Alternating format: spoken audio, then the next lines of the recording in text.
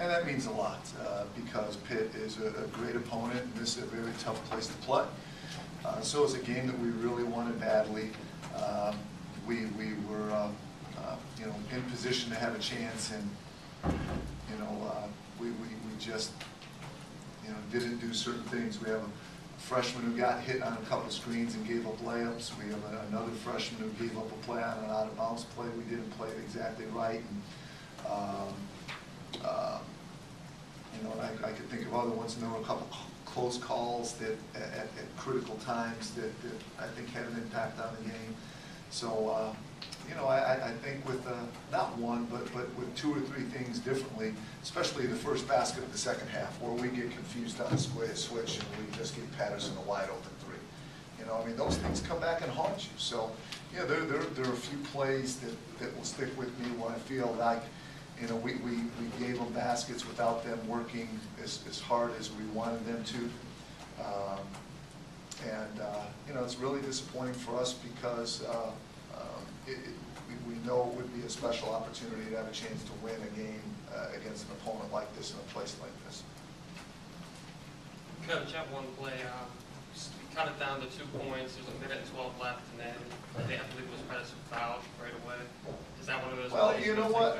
I have to look at the tape because at first I thought, oh my gosh, our guys thought that we needed a foul when we clearly didn't, and my assistants didn't think there was a foul. So, you know, I'll have to look at the tape. But 1 of 3 things happened. Either he fouled him and it was a foolish foul, and we just didn't realize that we didn't need to be in that situation, or you know, maybe it was you know, a call that could have gone the other way.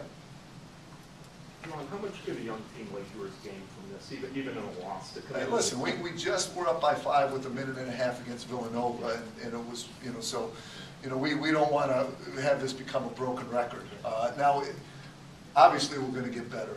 I think our kids will learn from these sorts of things, and I think we can have a good team.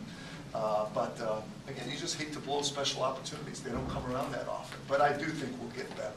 But this, because this is the second time we went through it, actually the first time was worse, because rather than being down 2, we were up 5 in that situation.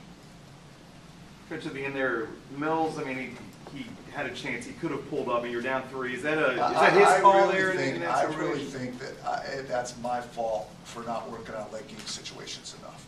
Sam's a great student. He played ridiculous defense on Ashton Gibbs. People need to start talking about Sam Mills as one of the elite defenders in the country. One of Gibbs' baskets was on a switch on someone else.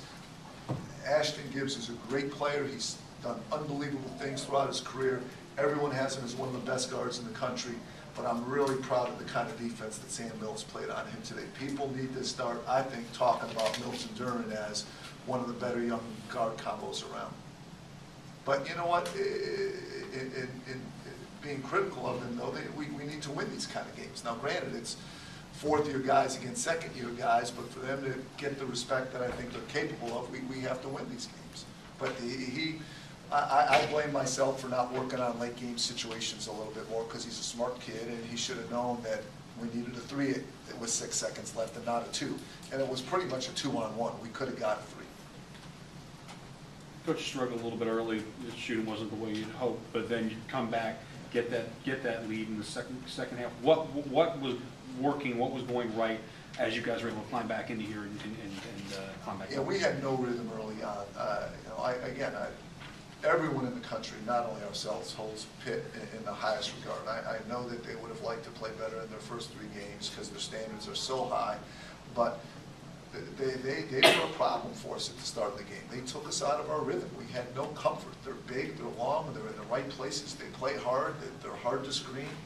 And I thought we just kind of adjusted. It took us about 12 minutes, I think, in the first half just to kind of get a feel for who we were up against. It's hard for us to simulate that in practice, of course, for anyone.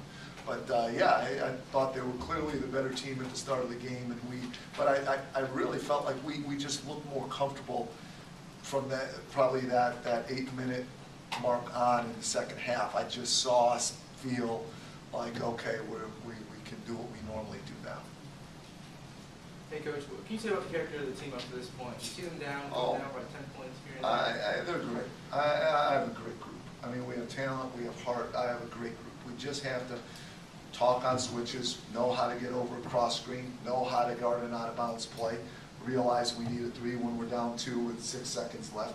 You know, just some mental things. The reason we lost this game had nothing to do with effort, it had nothing to do with talent. But we are learning, and we are making some mental errors and some defensive errors. But those are things you can clean up. But the character level is good. I really like this team a lot. With Remote Galvin not playing the last 3 games, did that really hurt your game plan the last 3 games? Well, what it does is we lose a high-level defender.